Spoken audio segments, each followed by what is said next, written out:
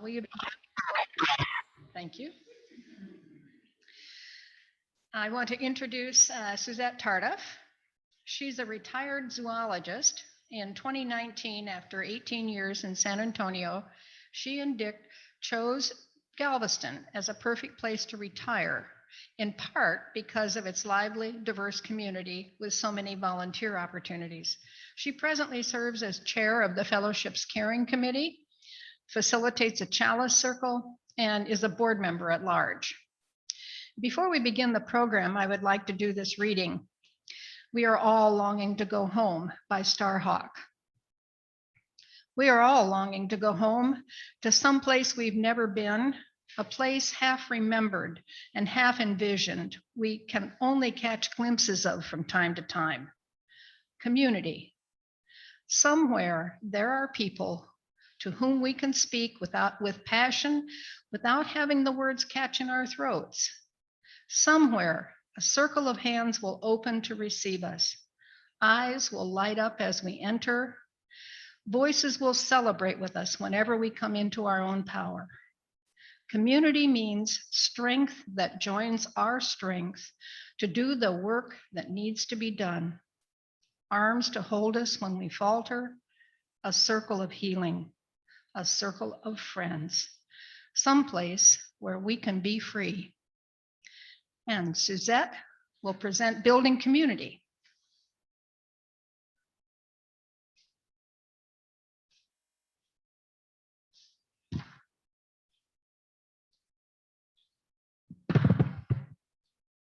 So short, have to get this down low. Good morning.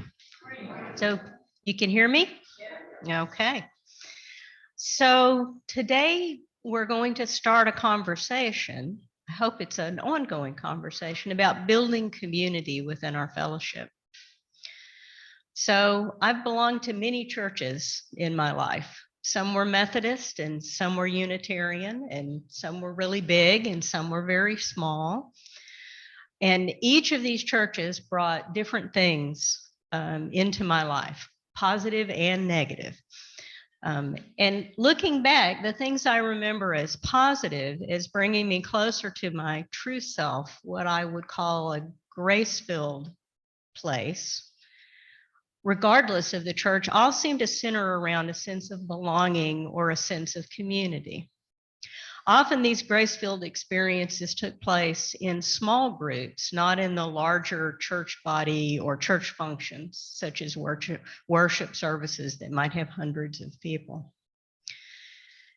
In speaking about modern Christianity's failures, Barbara Taylor Brown references blame laid at the feet of culture for shallowing the mind, at megachurches for peddling prosperity.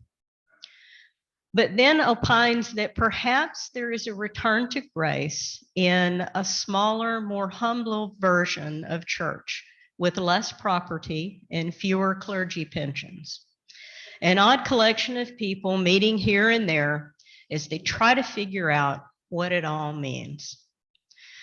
While her topic is Christianity, it seems to me that sentence captures the strength of this fellowship.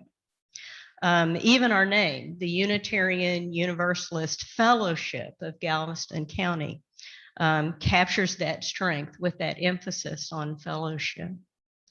And I think there is strength in a fellowship in which, like the fabled bar cheers, everybody knows your name. So how do we support and build community within a fellowship? The experiences that provide each of us with those connected, grace-filled moments will vary. And this variety of how humans connect and develop spiritually reminded me of examples of Hinduism's 4 yoga paths. Yoga being, of course, a set of disciplines that are designed to bring spiritual enlightenment. There's the yoga of devotion, ultimately to the divine, but it can initially be a guru, your family, a friend, anything that creates a strong emotional tie. Then there's the path of selfless service, performing action without attachment to the outcome. In this path, you cease to identify with the ego, and all action is seen as an offering to the divine. Then there's the yoga path of wisdom. It is the means to enlightenment through the process of reason, particularly the process of discrimination between what is real and what is not, what is true and what is untrue, through study and self-inquiry. And then finally, there's the path of meditation, mantras, techniques designed to aid in control over the vast territory of your mind.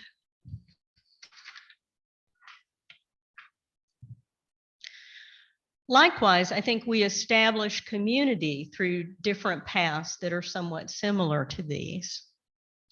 Today, we're going to talk about some of those paths through the experience of members who lead some of our fellowships groups and committees. I think it's very easy to think of committees as the antithesis of grace. But I want to propose to you that I think we can build meaningful relationships and opportunities for growth through these committee activities, as well as through other types of gatherings. So our fellowship builds community in many ways, but I'm going to break it down into these: through shared spiritual practice and personal development, through shared interest, through shared social goals, through care for others, and through service to the fellowship. I'm going to now ask some of our members to describe their group or committee service to build community and how they have experienced community through these activities. Something that we joked in planning this is somewhat akin to an altar call for those of you who but not really for those of you who grew up with those. So we'll start with examples of building community through shared spiritual practice and personal development. And we'll begin that with Mary Case discussing the program committee. And I'm going to ask the sharers to use the altar microphone.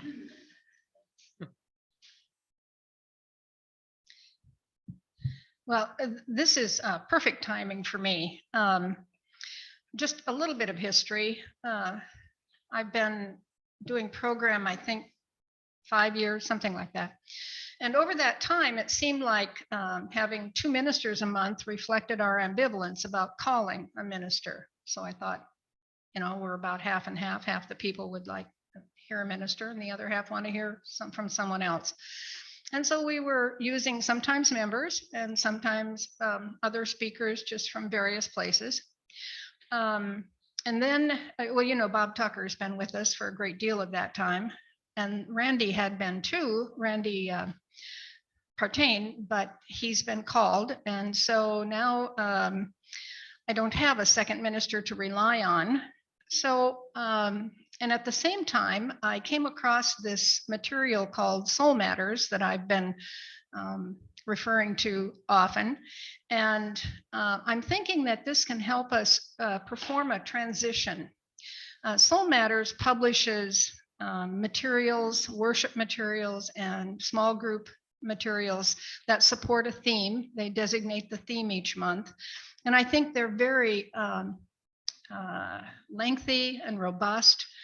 And what I'm hoping is that based on looking at these, reading these materials, people using them, that we can come up with at least one service a month generated by members, and possibly 2.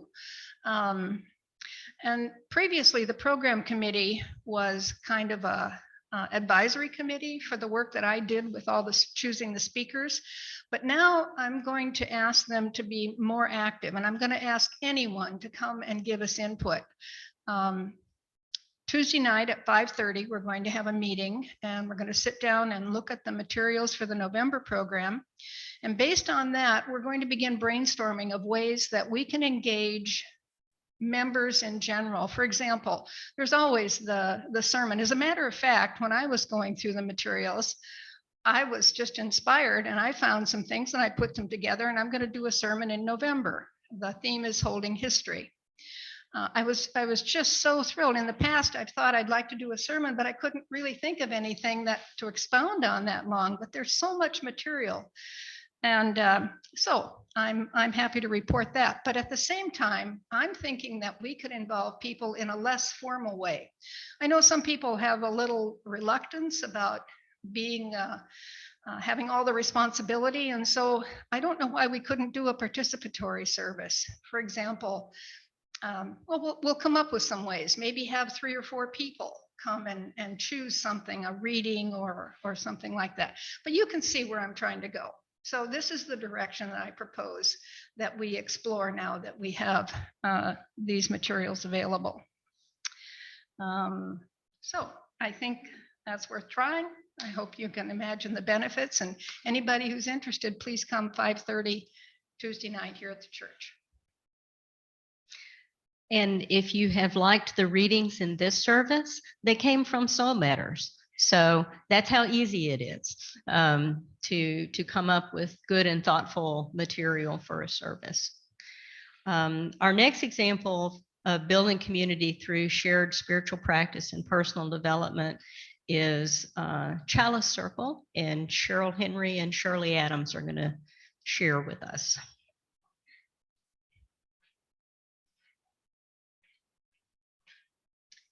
You know, most UU congregations have what they call a small group ministry. And here in our fellowship, we call the small group ministry Chalice Circles. So these are small groups of people, 8 to 10 people, who meet regularly and practice committed listening, or listening from the heart. What we try to do is listen to people share their deepest thoughts and feelings without interrupting them, without judging them, without arguing with them, without trying to persuade them that they are wrong. So it's a safe place for people to share. That's a discipline that we practice a lot, and it requires a lot of practice. These have been going on for a few years now. Shirley has been a member of Chalice Circle. How long, Shirley? 2 years. 2 years. So Shirley's going to testify.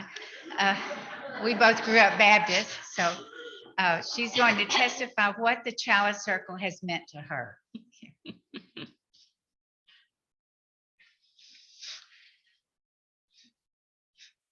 I'm going to ask if I can say it's just a safer spot.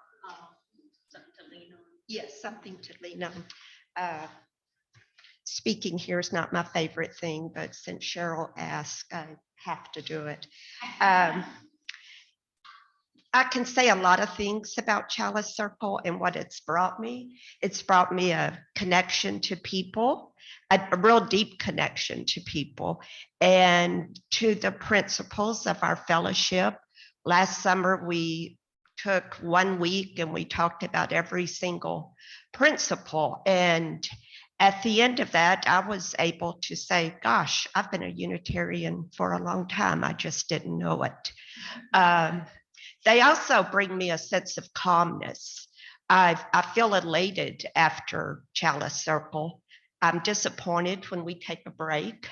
I can't wait for them to come back. I feel like it's almost a necessary thing. But I'm going to share something that's rather personal and something that happened to me in Chalice Circle. At the beginning of 2020, we chose a word of the year. And at that time, I really considered myself somewhat of a train wreck. I needed to have a total knee replacement. My doctor wasn't going to do it unless I lost weight. And I chose the word courage, which I know it sounds silly, and I don't want to sound like an infomercial. I'm shaking now. Nor do I want you to believe that if you join Chalice Circle, you too will lose 50 pounds and have a joint replaced. But honestly, I've really do feel like it contributed to this big change in my life. And thank you.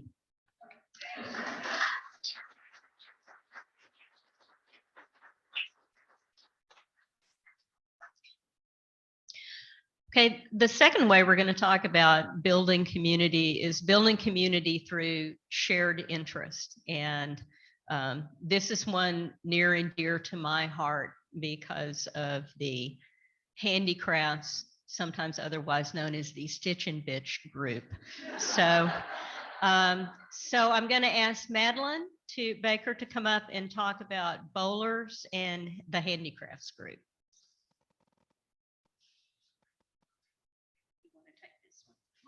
Either one. Short memory.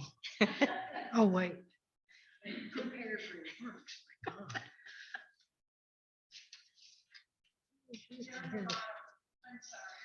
It's all right.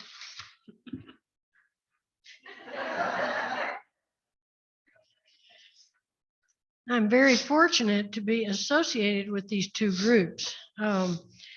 Both of them utilize the creativity of our members, and one of them has the added benefit of benefiting the Galveston community at large. So I'll start with that one, and that's the bowlers.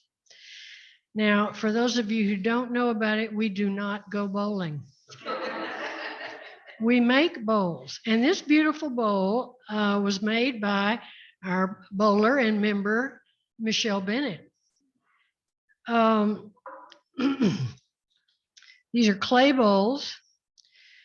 We then decorate them and fire them. We have a kiln here at the church, and they're fired into permanent functional bowls. And just ask anybody who's been a member for a while if they're permanent, because we all have a kitchen full of them. We make somewhere between 300 and 400 bowls a year, which enables us to sponsor the annual Empty Bowl event, which is a fundraiser, which makes around, I say we, but the fundraiser makes around $20,000 a year. And this helps a local nonprofit organization provide monthly food boxes for every resident of subsidized housing in Galveston. So we really feel like this activity is helping us help Galveston. The process of making the clay bowls sounds complicated, like maybe it requires previous ceramic experience and you couldn't possibly qualify for this, but it is not.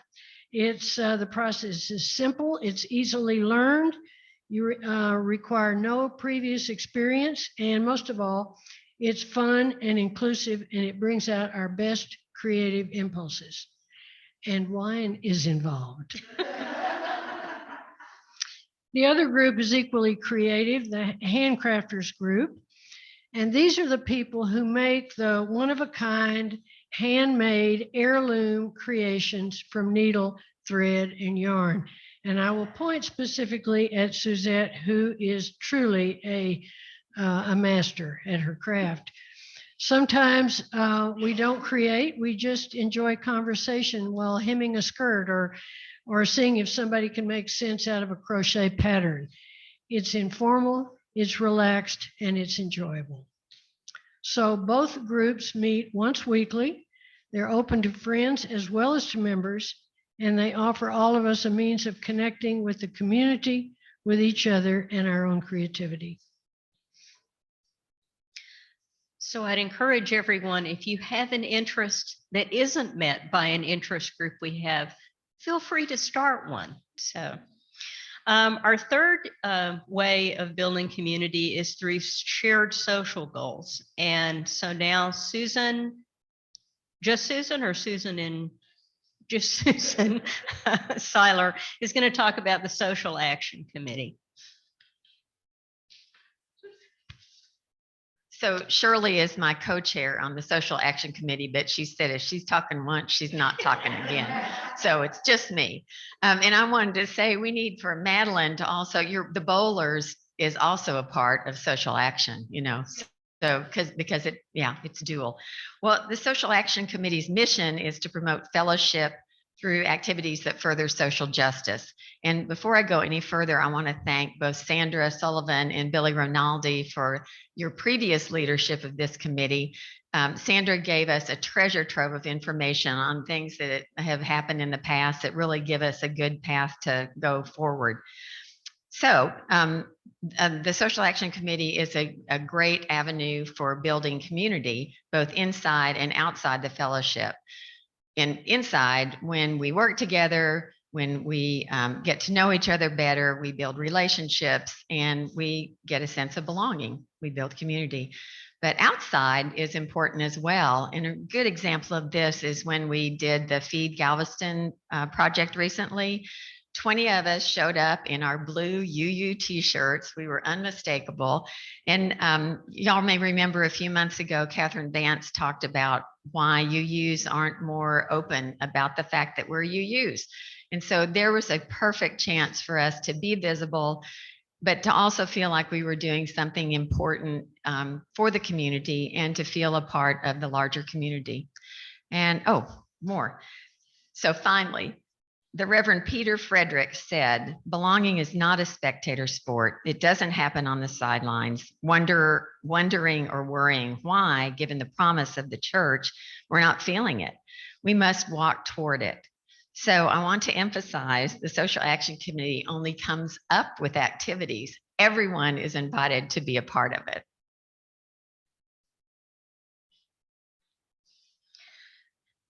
Thanks, Susan. And I think that concept of the committee structuring activities, but the fellowship as a whole participating is going to follow through very, very well with our last description of a way of building community, which is building community through care for others. And Joe Ross, who is a new and excellent member of the care committee, is going to talk about the care committee.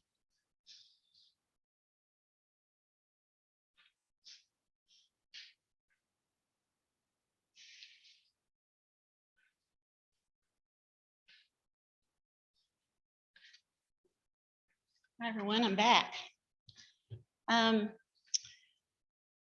going to, first I'm going to say, give you a brief description of our circle suppers. Am I saying that right, Cheryl? Supper circle. Supper circle.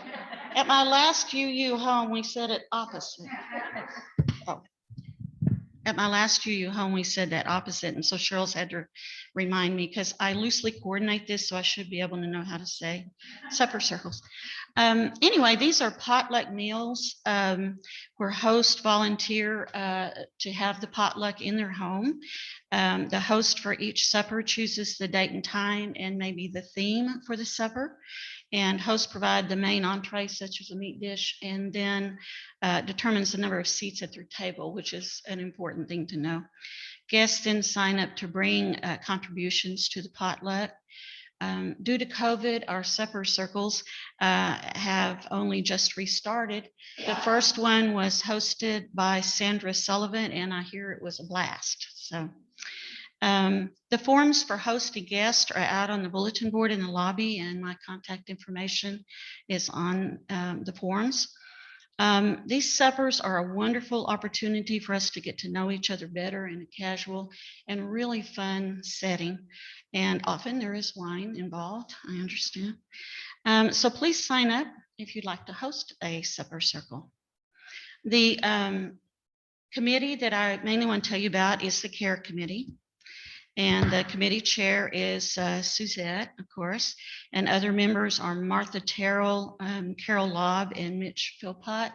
I just recently joined. I'm very honored to be a part of this group.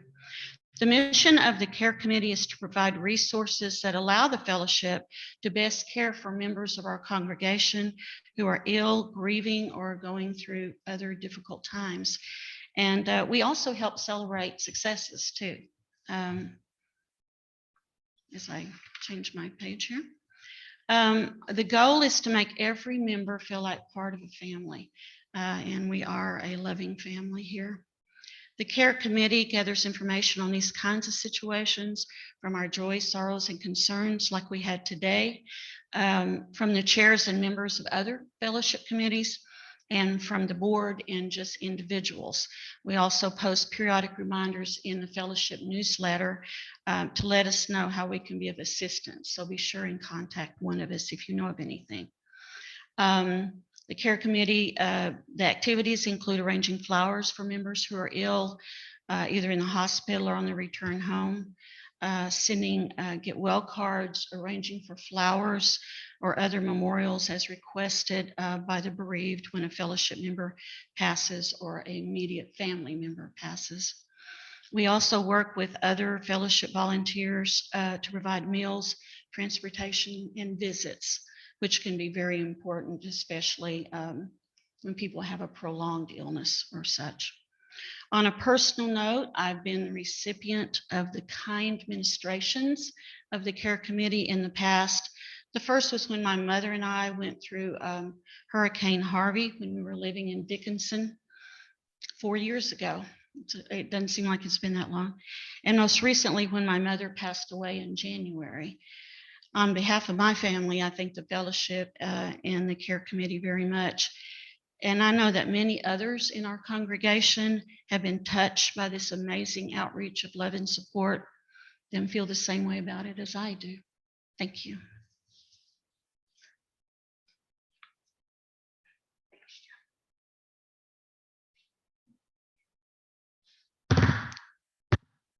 Yeah, I will say regarding the Care Committee, and I think Joe is a perfect example that it is the case that in giving we receive. And I think many of the people who are so involved in these kinds of activities in terms of giving are people who have benefited in the past from the committee as well. So when we have the sharing and conversation after the service ends, I'd like to invite those of you who are interested in continuing this conversation to please stay and be thinking about sharing on what fosters a sense of community for you. What challenges do you see in successfully building a sense of community in this fellowship particularly, and any ideas that you have for new ways for us to build community? And as I said, I hope that this will just be the opening of a long, ongoing, and fruitful conversation. So thank you.